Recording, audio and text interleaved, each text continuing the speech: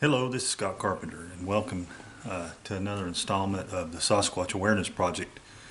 Today I want to talk about vocalizations, and the broader theme here is we're talking about how to recognize signs of the presence of the Sasquatch, whether it's in your hunting area, camping area, on your property, trying to give you examples of things to make you aware that when you may have a Sasquatch or a family of Sasquatch in the area, a clan, and so you can be more aware. And vocalizations, I've been fortunate to record some during the years that I was researching. In fact, one of my vocalizations, David Pilates was with me, and we were in the Great Smoky Mountains, and we actually got Scott Nelson, who's a Navy linguist. He verified that this was two Sasquatch yelling at each other, having some sort of disagreement, and about me and Dave, I guess. It's hard to say, but that seems to be the impression I got, that I'd brought Dave to my research area, first time he'd ever been in there. And first time these guys had ever vocalized like that, and they seemed to have a disagreement on how to handle things, and were yelling at each other, and really didn't care that we heard it. And then Scott Nelson was able to verify and transcribe that it was a language. And I've got other vocals, and these are some things that we'll touch on: rock clacks or jaw pops, maybe, whoops, out of place yells, out of place owl calls, out of place animal calls. And then I haven't recorded them, and I don't have the copyrights to do so, but you can definitely Google it or go on YouTube. There are plenty of people, but moans, yells, roars, things that are out of place for wild animals in in the North America, or wherever, or that's generally in your area. So the first thing I want to talk about, and we'll kind of go down the list, is out of place animal calls or bird calls or animal noises.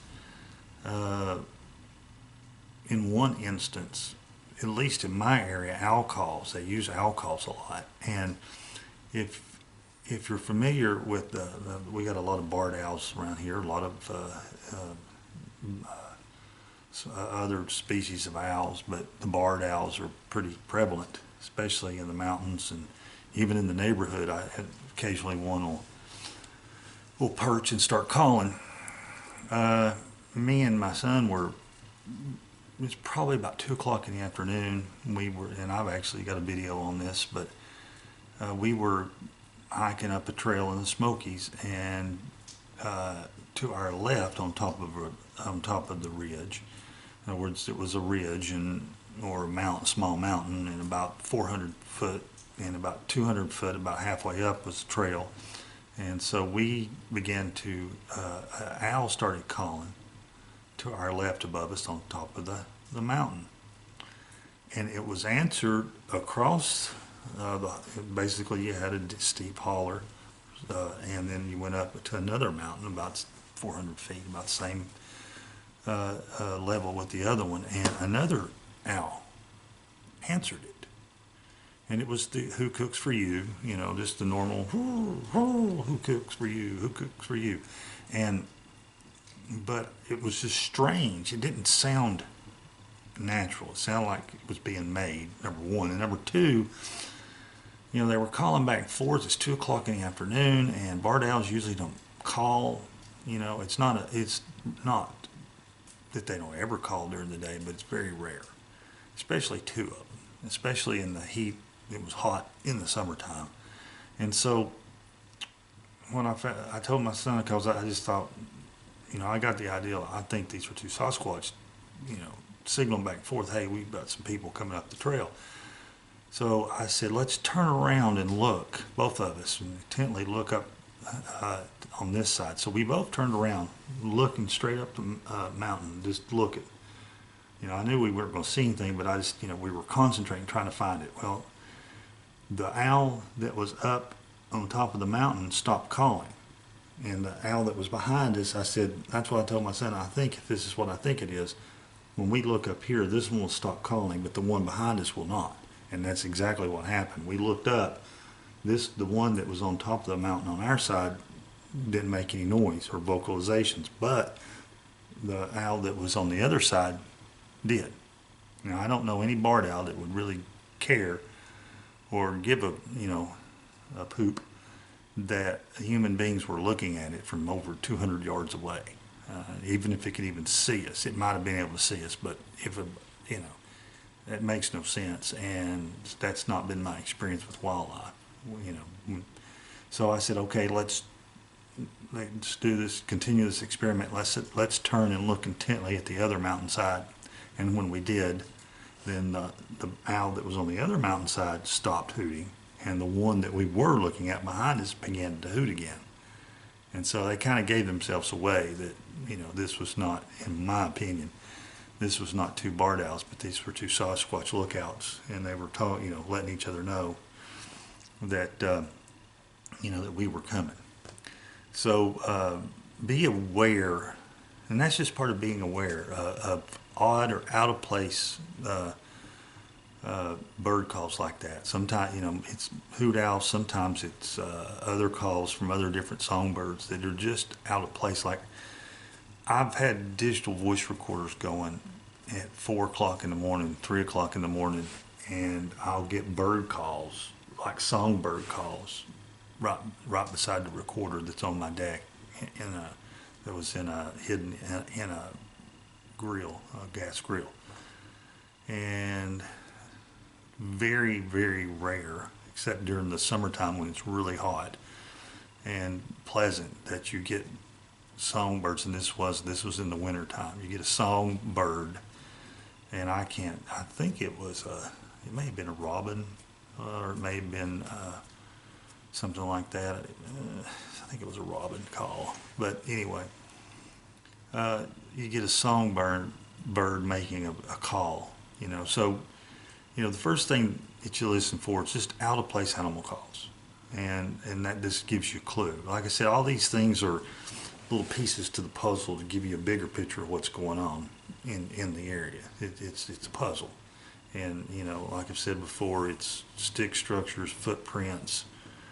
And now we're talking about these out of place bird calls, out of place animal calls. You know, you may hear an animal that's not prevalent in your area, and you know, whether it be a wolf owl or a coyote or something else. Another thing they do is, again, they hoot, or they whoop. Excuse me, they hoot, whoop, and it's whoop, and it's usually one or two. It's loud, and I've had this happen to me before as well. I was going up a trail, and above us on our left, one of the lookouts did two whoops, because there was two of us. Whoop, whoop. And then from about 3/4 or a mile away on another mountaintop, got the response, whoop.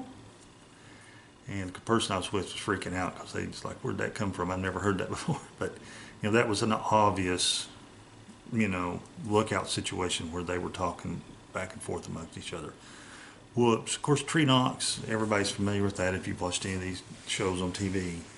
And I've only, you know, I'm just going to be honest, unless you've got private land where you know you're the only one there, I've kind of pushed wood knocks off to the side because everybody, you know, and sometimes with the whoops, if the whoops come from a, like on the top of a mountainside in a gnarly, you know, remote area, then yeah, they're legit. If they come from right beside the trail, you know, you got to put those in the 50/50s because so many people now are aware of the, you know, of the whooping and the tree knocks. So you know you could get some that aren't truly real, but like I said, it's common sense. It's where you're at in the woods. It's what's going on.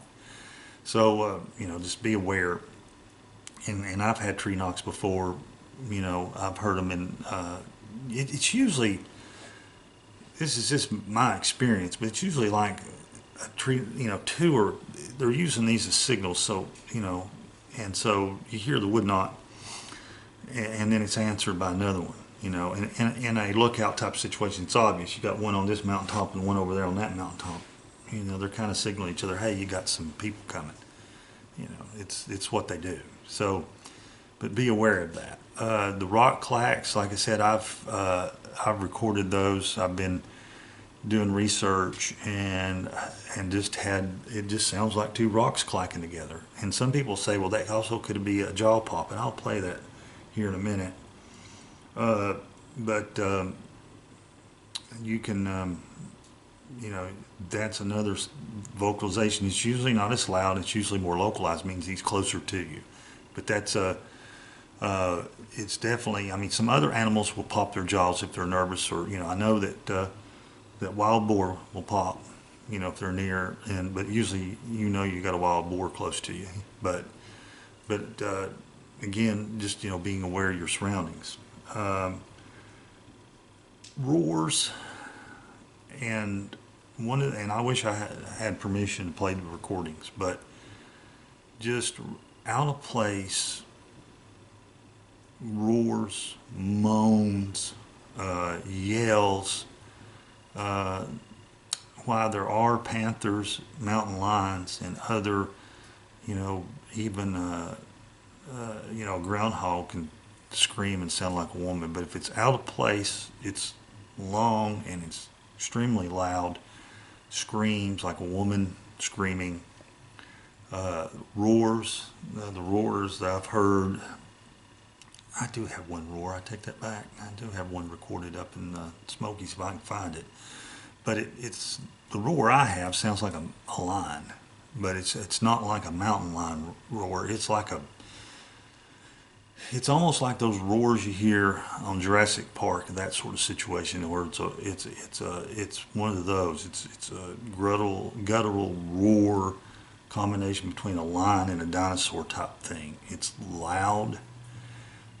It will vibrate. It's got infrasound in it, so it will vibrate your organs.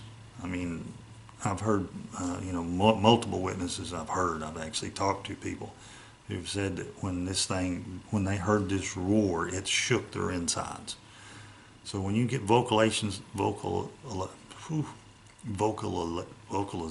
like that, that's another, you know, pretty imminent sign that you've got some Sasquatch in the area. So you know, these are just a few of the things that I've noticed, and you put, like I said, vocalizations are not as, you know, it's not as, you know, put things over the top, or it's, you know, it's not as certain as a footprint and some of these other things. But like I said, you put these together with the other things to help you build a picture of what's going on, and where, like I said, where you're camping and hiking.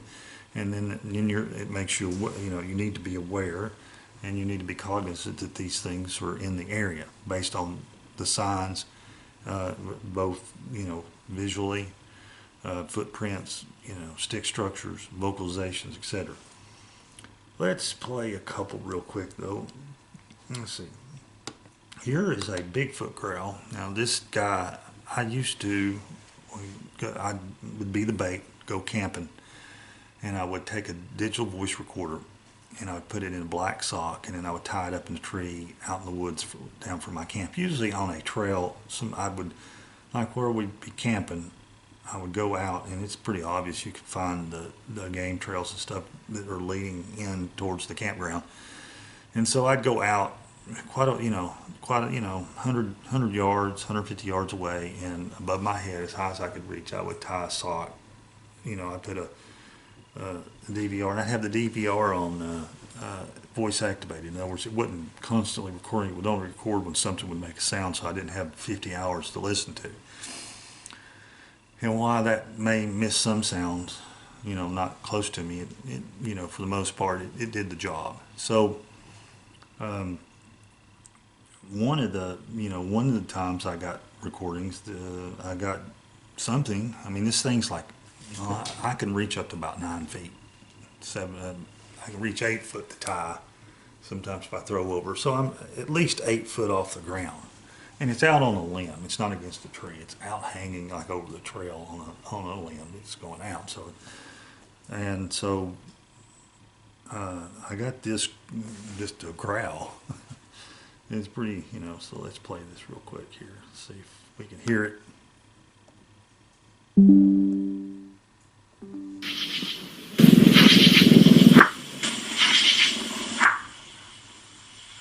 So basically that's a growl, and then there's a pause, and there's a clack or a jaw pop.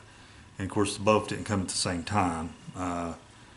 There was the growl, and since it's voice activated, later the clack. So let me play that again. Turn it up. Let's see here. Let's listen.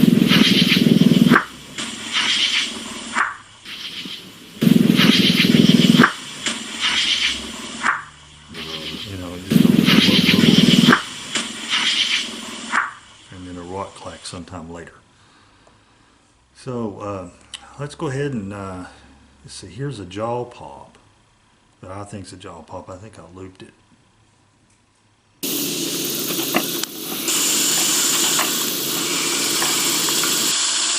Hear that? Right here. Let's see if I got the jaw pop. I think I got it. Hear that?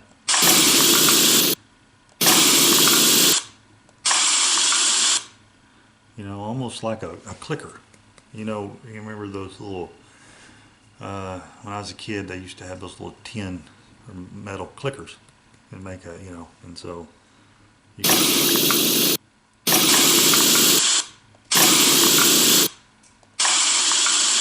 and that was taken off a video where I was doing research around a feeding station, and I picked up that. I heard it when it happened, and then I was able to, the video camera picked it up. All right, let's see what else we got here. Let's see, pops and clacks. Let's see here.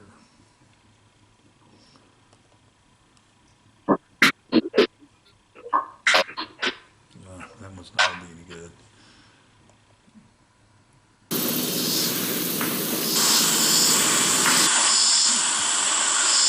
There was a rock, 2 rocks.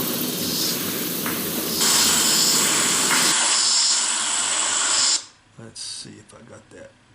Just the rock clap itself. There you go. Like 2 rocks being smacked together.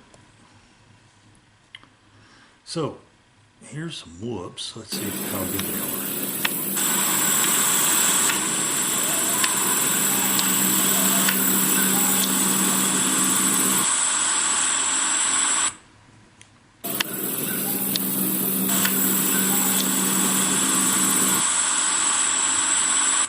Just barely hear those. I don't know how well those are going to come through on the.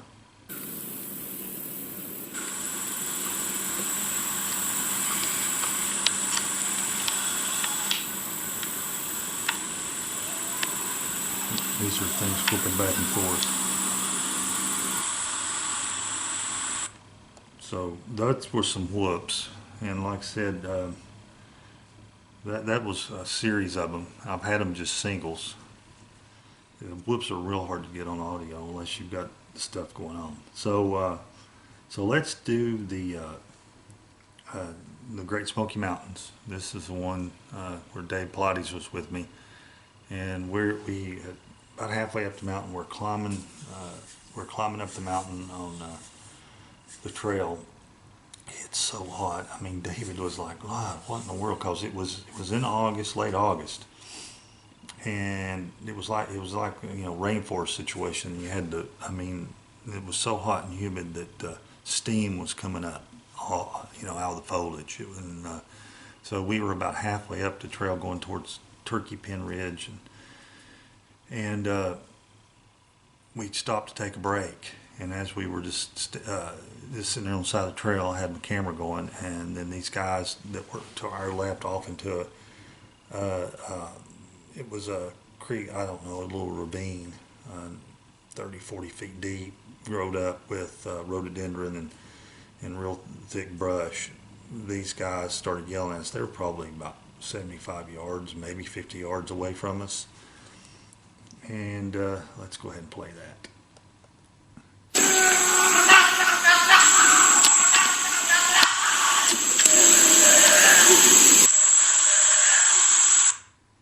So, ya da da da da da da, and then at the end he goes ya da hoot, and so.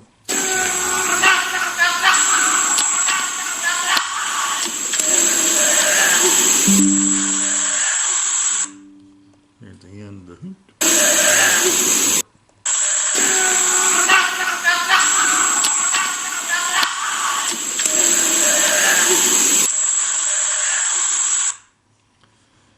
So there's the vocalization. Then Scott Nelson, I'll pull this up here.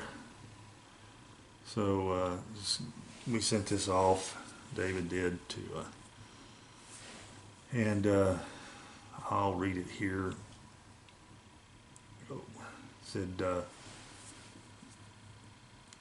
basically 288, there's a little point in the sand, me and David were talking, and then he transcribes what they're saying. Transcribers note, clearly these utterances are produced with the same vocal apparatus as human, but with a resonant and total qualities beyond human, such as those evident in the Barry Moorhead tapes.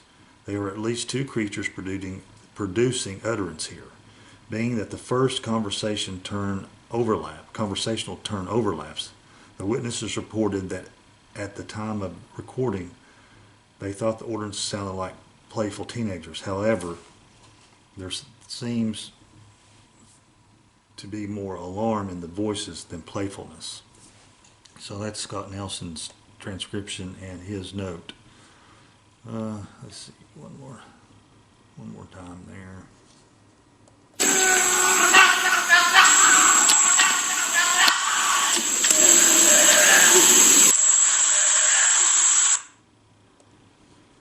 So I hope that helps get you an idea of what when the Sasquatch make vocalizations, what they sound like. I would be remiss if I didn't say that the Sasquatch also can mimic and imitate not only animals but humans, and there's been many people hear like their own voices. One lady was heard herself calling the chickens from the woods. They were trying to call the chickens out of the yard, obviously for a cheap meal. Babies crying. People have reported hearing babies crying in the woods. I think that's a ploy to lure people deeper into the woods or away from their homes or camps, and you need to be aware of that. Another thing that I've heard, and researchers call it the mumblings, and what that means is, it's been just a few years ago. I was hiking with about 3 or 4 other people. We were taking a break. We had been sitting there talking, and you know how things kind of just get quiet for a second. And we heard what we thought was another group of people coming towards us, and you could hear talking, but it was, it's the best way to describe it is if you're walking up on a group of people and you hear them talking, and they're talking, but you're not close enough yet to understand what they're saying, but they're talking. There's people talking back and forth, and you're getting bits and pieces of words, or just the fact it's language. Somebody's talking, and that's what we heard. And the problem was it was coming from up a trail that was closed because of down at the White Oak Sinks Trail at the time was closed. It was all off season, and they have bats in the caves down there, and so they had closed them. I had closed the area, so the trail itself was closed. But this, we kind of even commented amongst ourselves, "Uh-oh, someone's going to get in trouble. They've been down there. They've gone down that trail and gone down to the White Oak Sinks." But we just kind of waited. Thought we'll move on once these people pass us, and nobody ever showed up. Wasn't anybody coming. And that's and that was with I had actually had like 4 or 5 people witness this, and they were kind of astonished. They couldn't figure it out. Of course, they were aware of what I do, and kind of helped. Some of them were like kind of opened their eyes a little bit to the possibility that the Sasquatch is real. So, and I have also heard it multiple times. I've been deep into the woods in a research area or a feeding station, and I've heard them talking to each other. You can, and so you kind of, I don't want to say you get used to it, but you learn to recognize it. And that's another thing that you may hear is that mumbling. It sounds like more than one person talking in the distance, or sometimes it's even closer. It's just you can't understand what they're saying.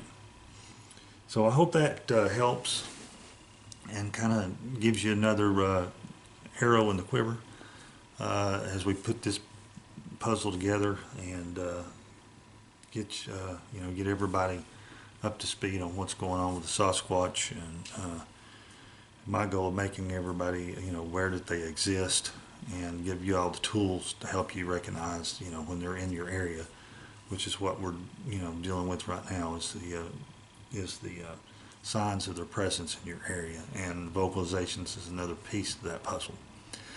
So with that, I'm going to sign off today. Everybody be careful out there. God bless.